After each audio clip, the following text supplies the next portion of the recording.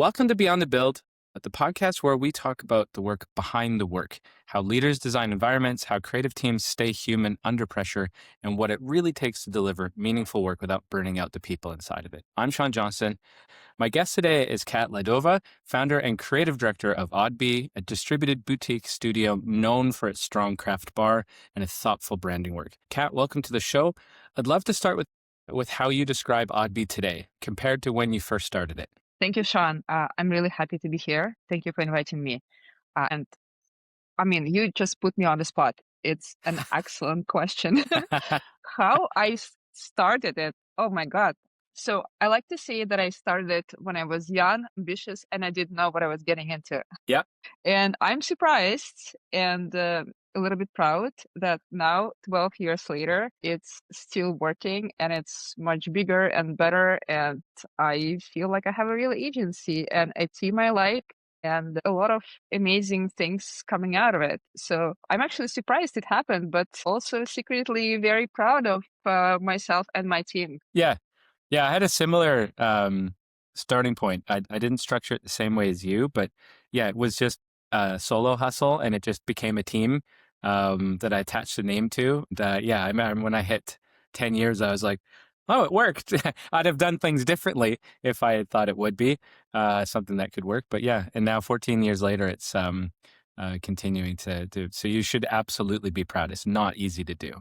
Thank you. Thank you. Well, you're a couple of years ahead of me. So like just thinking back to those early days, like what was the problem you were originally trying to solve when you started Oddbee? I wanted to make cool stuff with cool people. Okay. I don't know if it's a good framing as a problem, but like I said, I was young and ambitious. And by that time, I had worked for different agencies and corporations and startups for about 10 years. I started very young and I thought that I knew it all. I had this ambition, going to conferences and watching Sigmaster on stage and thinking, oh, I want to have my own agency. Yeah. I had no idea what it entailed. I had no idea what an agency business is. I just wanted I think, a sense of ownership.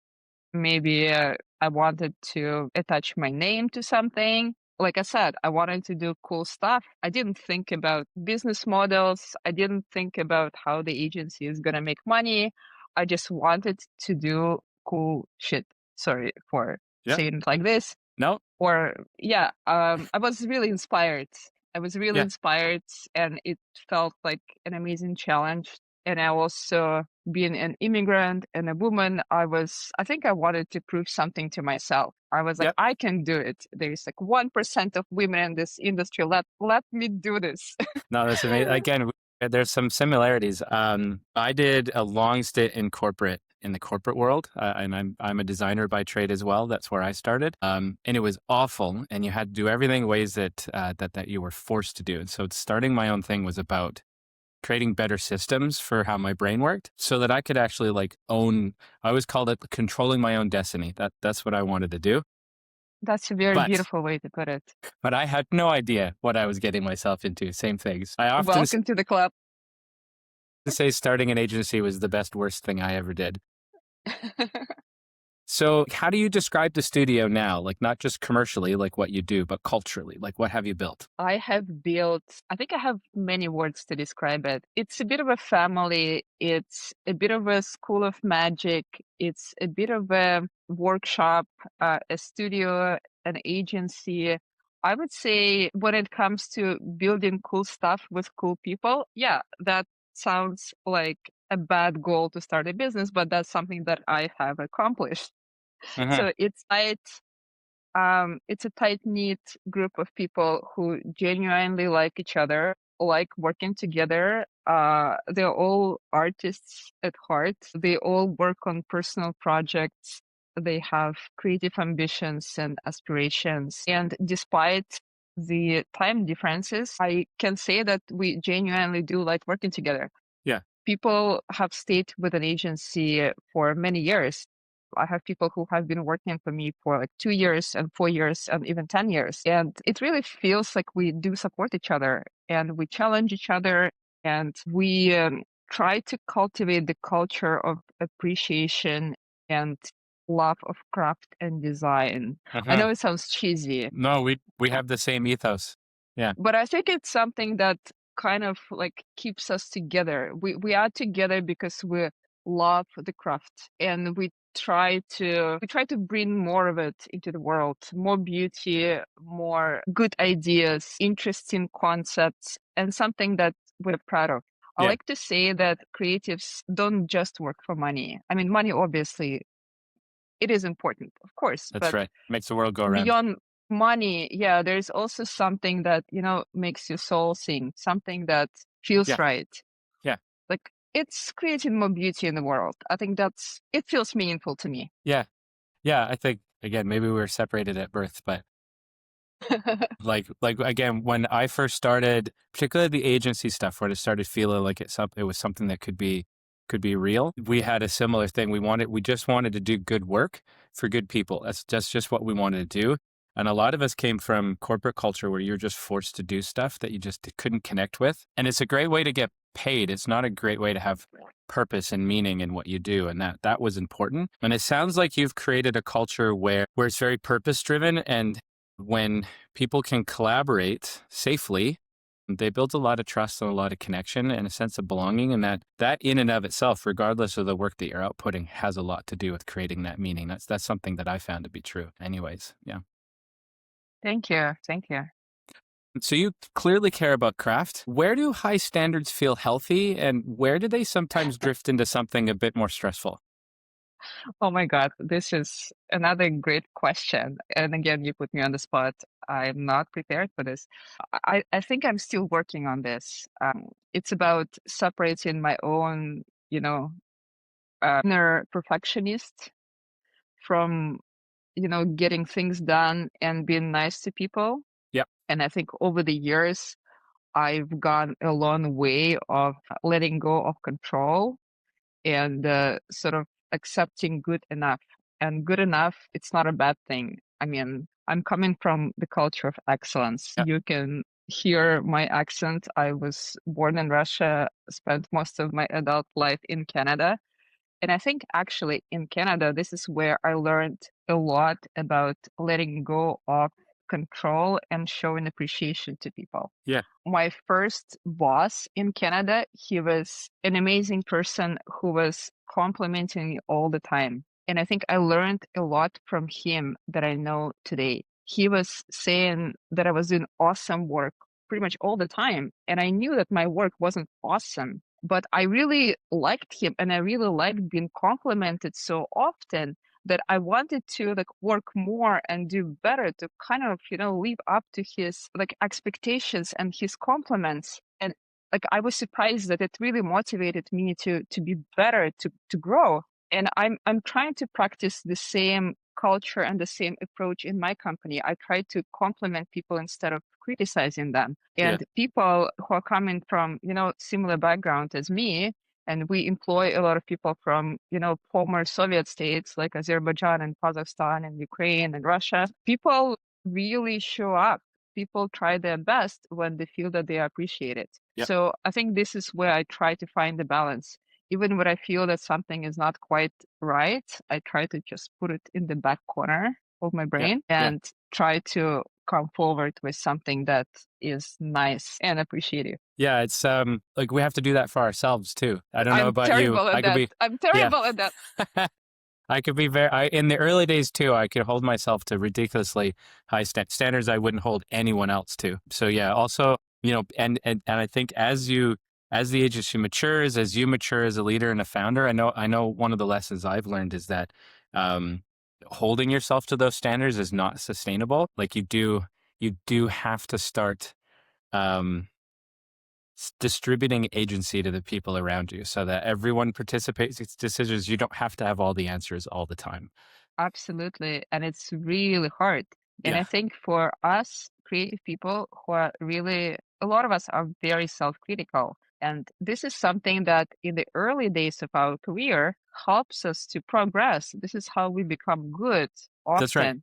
Yeah, And this is how we get to the point we get, right? This is how we start agencies. This is how we yeah, make our crazy ideas come to life. but then it starts hurting us. And, uncoupling this and being kind to yourself, it's Yeah. a crazy challenge. Yeah. I'm still working on it. Yeah, I think there's a difference, or at least what I've learned is there's a difference between self propulsion and aspiration. So, like, both require drive and grit and perseverance, but one is much healthier than the other. So, because you're right. Like in the early days, that self propulsion, like that's what got you through. That's what pushed you Yeah, through the discomfort, what helped you build what you built. But yeah, again, it does start to eat away at you. You have to find a way to still feel aspirations and that continue to pull you forward, but in ways that build you up instead of constantly having you chase something. absolutely. If you Yeah. have any advice how to do it, I'm all ears. You know what? I do have a bit of advice. I tend to overshare. So I have a trauma background and I'm autistic ADHD. So I have neurotype struggles. And so I found, particularly as a parent, but this was a technique I started using on myself about 2 or 3 years ago. I started teaching myself how to talk to myself in my mind the same way that I talk to my kids. And so I kind of like Oh, that's so parent nice. myself, right? And so like if I wouldn't talk to my kids that way, why am I talking to myself that way? Like those are other people's voices that are in there. So like yesterday I was helping somebody put up a light and this is what always happens. I lose things, I drop things. I'm just doing like, it's just how my brain works. I just get a little disordered. And so I actually talk to myself and I say stuff like, it's okay, buddy. Like, okay, we'll just do this next steps. It's fine. And that has gone a long way to improving that internal dialogue. And so yeah, as far as a tip, that's what I can give you. Thank you so much for sharing. It feels really nice, and I can relate to a lot of things you're saying. Yeah. I'm also coming from a trauma background, and like I'm very familiar with autism and Yeah. things you're describing. So I will try. Yes. You're gonna I parent will yourself. try. Or be your own Yeah. best friend is another way to look at it. Yeah. Yeah. So like how do you personally regulate your own standards? Like we've talked about sort of like being like I always talk about in the agency like perfect's the enemy of done. And good enough, like those are similar things. So how do you actually regulate those standards so that it doesn't spill over into pressure? Like what does that look like for you? Another hard question. I think it really varies from case to case. It depends on the stakes. It depends on how much time we have. Sometimes it depends on how much money I'm willing to lose. Yeah. Because let's be honest, sometimes the changes I might request are something that wouldn't matter for the client as much, but Right. I just can't let them pass because it's like against my standards. Yeah. And I don't want to go back to the client and say, oh, I need like a couple of hours here for like additional changes because I don't think it's good enough. The client is going to be like, are you crazy? It's fine. But I would be like, okay, I'll spend like another like I don't know, maybe like a few $100 and say like, okay, we're gonna do it right because that's who we are. This is our reputation, and it's Yeah. more important than this one client. So, and I'm okay with that because I think this is investment in the long run. It's investment in the reputation in our portfolio. I can't allow something like this to happen when, we get something done and it's kind of like not up to our standards, and then somebody notices that and says like, oh, that's like Oddbee did like suboptimal work. No, Hmm. Oddbee always does something up to a certain standard.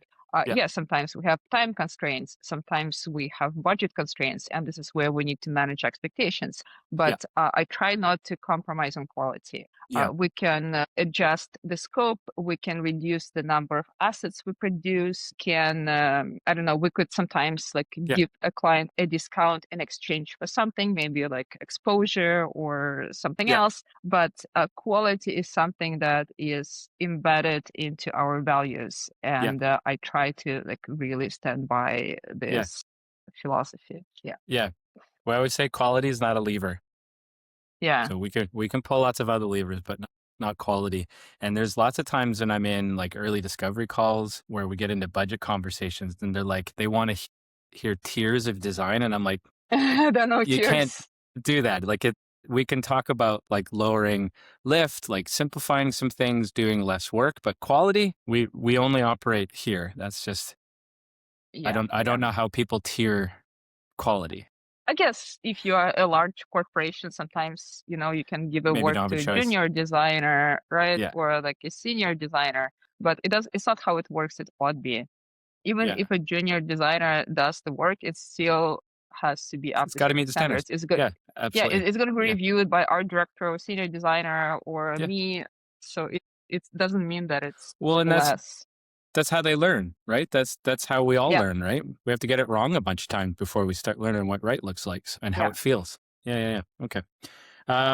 So you built Oddbee as a distributed team from the very beginning. What did you learn the hard way about leading across time zones? With so many things. I mean, obviously, time difference is a challenge. It means that we have to be really organized. I didn't plan it this way. For the first few years of Oddbee, it was basically me plus a hive. I call it a hive because we're Yeah. Oddbee. A Hmm. hive of freelancers and contractors from all over the world. And I was kind of debating whether I should settle and get an office and start building a traditional agency Yeah. or try to experiment. And that was before COVID. It was still frowned upon to not have an office. It was weird. And I was not sure how to do it. And then COVID happened. And then the question just, ceased to exist. I was like, okay, I'm just going to hire people, the best people I can afford from all over the world. And I hired my Yeah. first two people from Ukraine. And then I hired somebody from Russia, somebody from Turkey. And now I have people working from Kazakhstan to Calgary. It sounds crazy, Yeah. but it basically means that we need to be more organized. We have Yes. a small overlap, a few hours in the morning, and we have to really commit to being online and responsive within those hours. Within that window. Yeah. Yeah, yeah. What I had to learn the hard way, not everybody is suited for this kind of lifestyle. You have to pick people who can do that. You have to obviously pick people who are good at self-regulation, disciplined enough, somebody who doesn't mind that lifestyle. So let's say the guy who works from Kazakhstan, he's been working for me for 4 years. And it's, inconvenient time zone for him. He works evenings. He has to be online in the evenings. Yeah. And we try to be accommodating, but also, like you got to be the person who can commit to that. It can be like, oh, like I'm going to go out with friends. Like I said, it's like Thursday or Friday night. Doesn't No, work.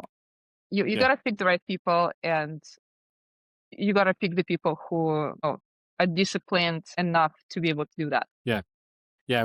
So I always say worst business decision I ever made was leasing an office space. I spent like over the 5 years we had that lease, I think it cost me $300,000 or $400,000 Oh my God.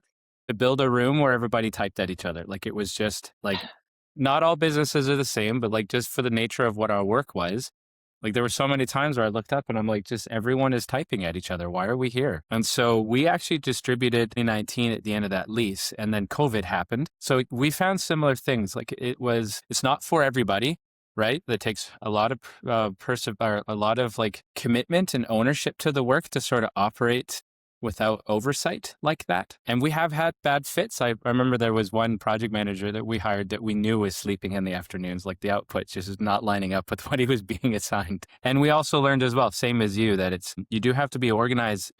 And there's a lot of intentional connections so that people don't get siloed and isolated. That's what we really learned. So yeah, no, it's interesting, similar lessons. Like what communication patterns create safety across that distance? Like when you talk about being organized, having those attentional, what are the patterns that show up? Like how do you guys make that work? In a number of ways. Being organized right now, it's mostly the responsibility of my project manager, and she's absolutely amazing. Huh? She is a young mom, but at the same time, like being as busy as she is, she's the most disciplined and amazing and reliable project manager I've ever had.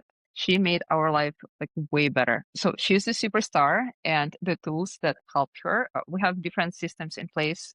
We obviously use things like Trello and Slack and Notion. Uh, Those are main project management tools. We have expectations set clearly. We have projects organized. We have time tracking. So all of that is in place. And also, I like to invest in building a company culture. Even though it's remote, I'm a big believer in company culture. I like to joke that I think that every good design agency is a bit of a cult in a good way. Yeah. Yeah, I would agree. And I do think that it is possible to build a remote company culture. So I always try to invest a little bit of time into, just chit chatting and getting to know each other and sharing things that are not directly related to work. But I find that they really help to build these bonds that keep the company together and in the end, make the magic happen. Mhm. So I think it's basically a combination of this like practical, organized tools that we have in place, and also a bit of this emotional component that Yeah. motivates people to just Yeah. be good people, be better versions of themselves, and show up and help their teammates. Yeah. Yeah, we're all humans, right? We're humans Yeah, first. Yeah. yeah, yeah. So how do you this is one thing that we struggled with a little bit. Like how do you prevent like asynchronous work from turning into like silent overwork or like hidden stress? Like how do you get people to talk about the stuff that they might instinctively try to hide? This is a very good question. And I'm going to be honest, it did happen a few times, especially when people join the company and they try to prove Hmm. themselves. And sometimes they, Yep. work nights and they don't tell you, but then they show up a couple of months later and you see that they're really tired and burnt out. I think not constant, but frequent check ins are really important. Yes. We have a practice of one-on-ones, and for Yep. new hires, we prioritize them. For the main team, we have them once a quarter, and for new hires, we have them once a month. And this is the space where we can give feedback to each other.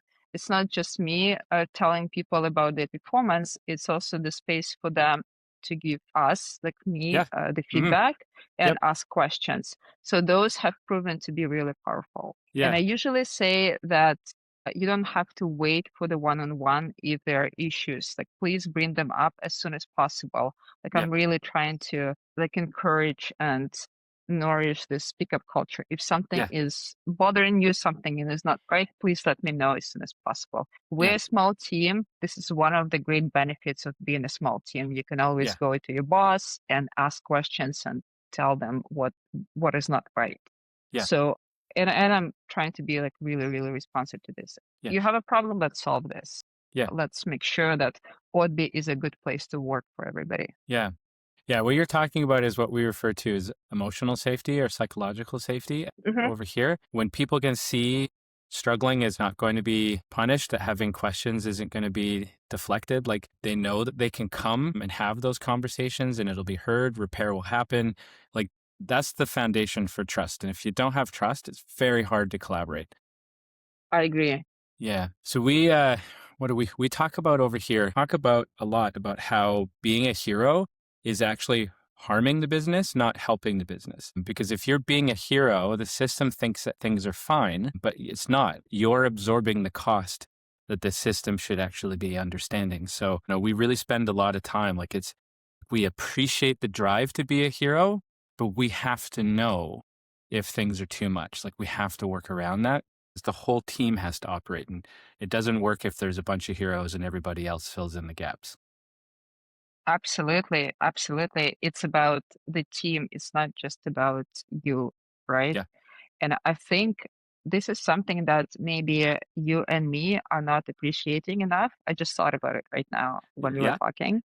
I think we have a benefit of coming from the design background and understanding, you know, how long things take, how Yep. hard they could be. So, yes, we are managers, we're bosses, but also we are senior designers. And, when I see that my designer tells me, oh, this only took me just a couple of hours, but I can tell that, it's not true. Like, I know how long things take.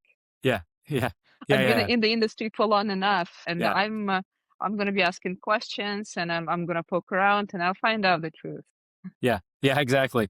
Yeah. And I think this approach is something that I've noticed with a lot of female led agencies. And it does seem to be pretty routinely something that male led agencies will often Oh, struggle with. how It's an interesting. interesting pattern.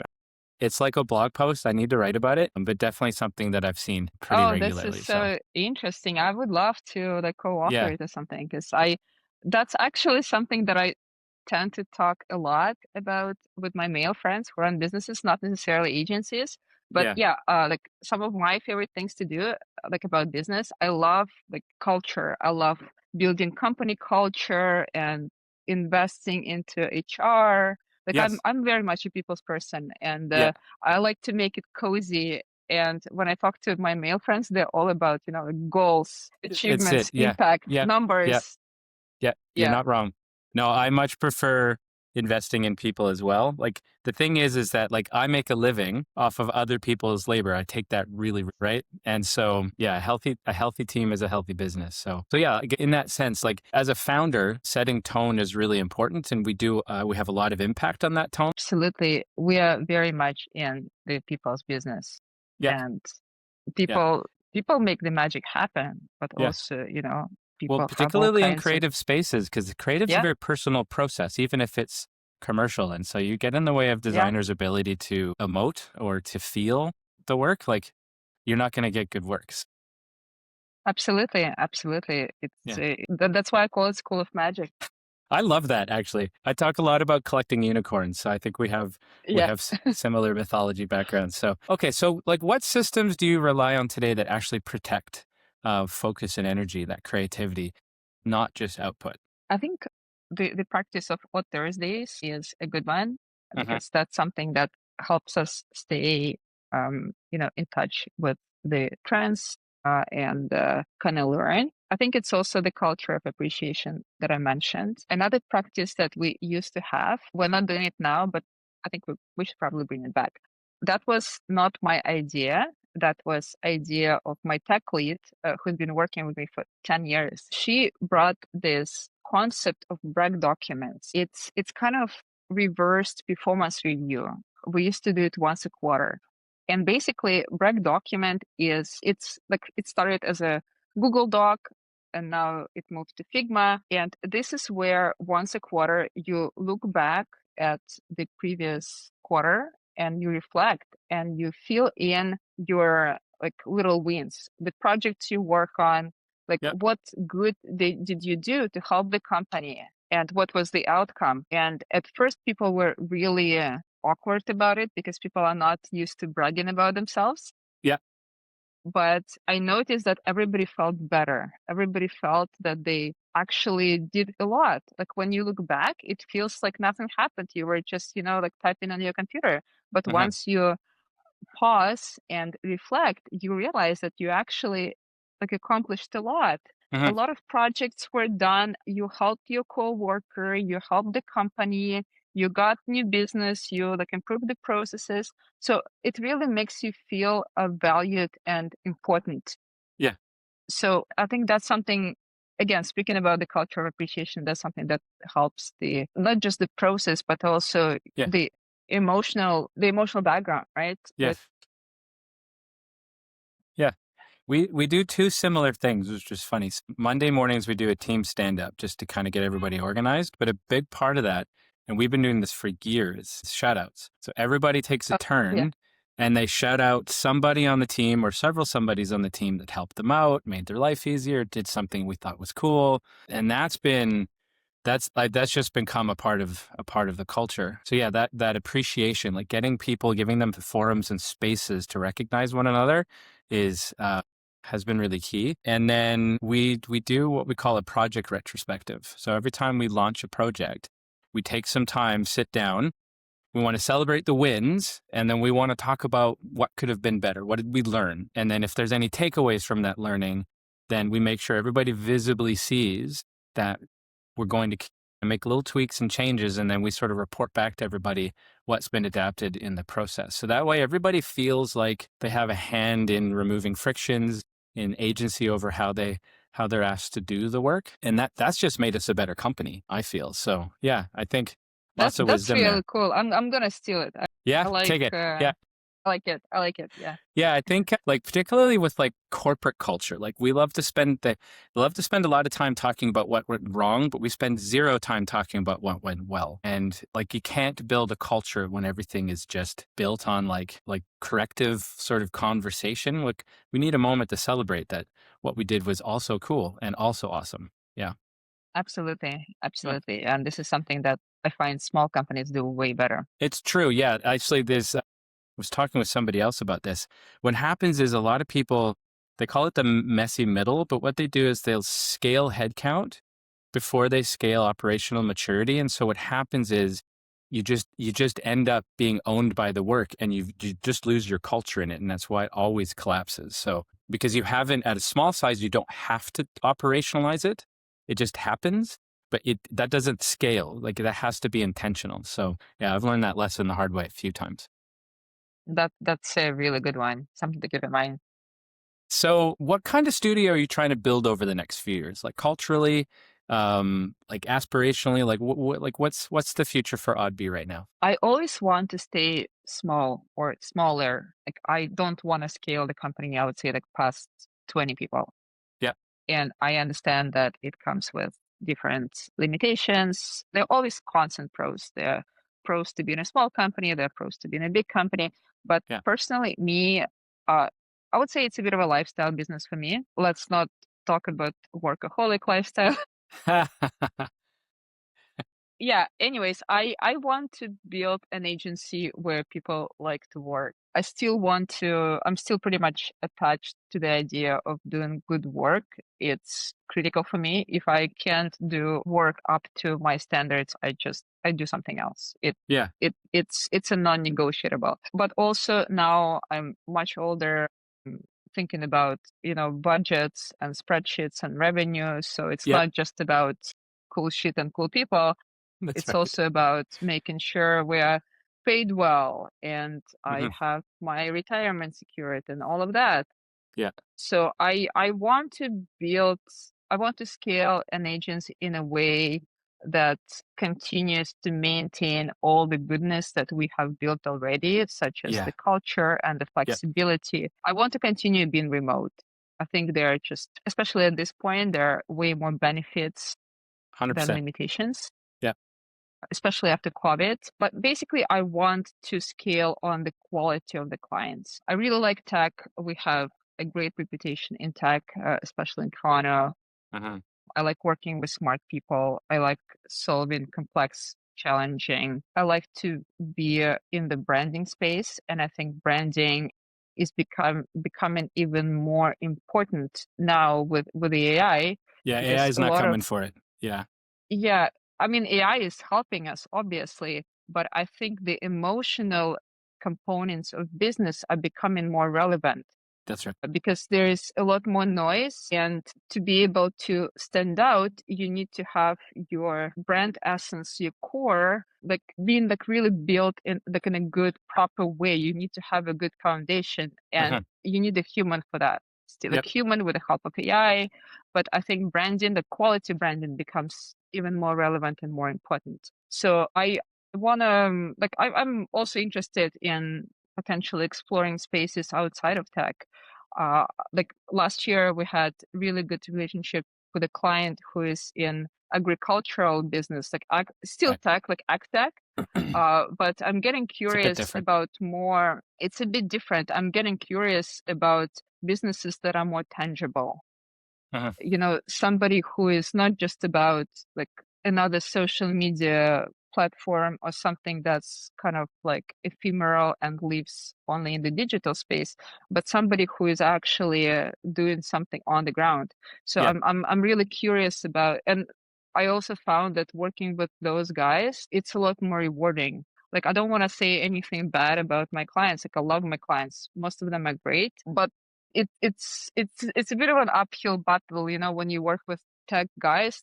Like they're like, "Oh, we know it all. We can build it. We know how to code." Yeah. It's a little bit hard when you're working with people whose cups are already filled. Yeah, it doesn't happen very often, but it happened Yeah. a few times, right? Yeah. But when you work with people who are from a completely different space, we feel so much appreciation for our technical skills. Yeah. It's just amazing.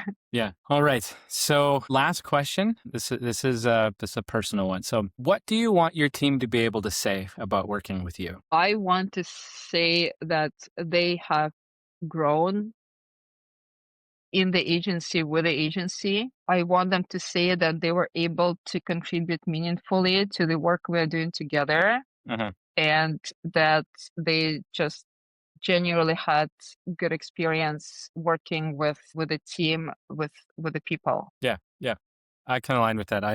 I spend a lot of my life trying to make people in places better than I found them. Yeah, it's like team members will come and go, but yeah, my hope as well is that they leave having grown a bit, learned something, that it was meaningful. Yeah, that's all we can hope for, really. That's cool. Yeah, I feel like Yeah. we're aligned in so many ways. That's true. That's very true. Yeah. That's a wrap for this episode of Beyond the Build. A huge thanks to Kat for such a thoughtful conversation about craft, distributed leadership, and designing environments where people can do their best work sustainably. Kat, thank you so much. Thank you. I really appreciate it. It was a lovely conversation. I feel like I learned a lot from you, and hopefully this will be useful for somebody who listens to this podcast. Yep. It's best episode yet. So if you're building a boutique studio or leading a distributed creative team, there is a lot in here to sit with. Thanks for listening, and we'll see you in the next one. Thank you.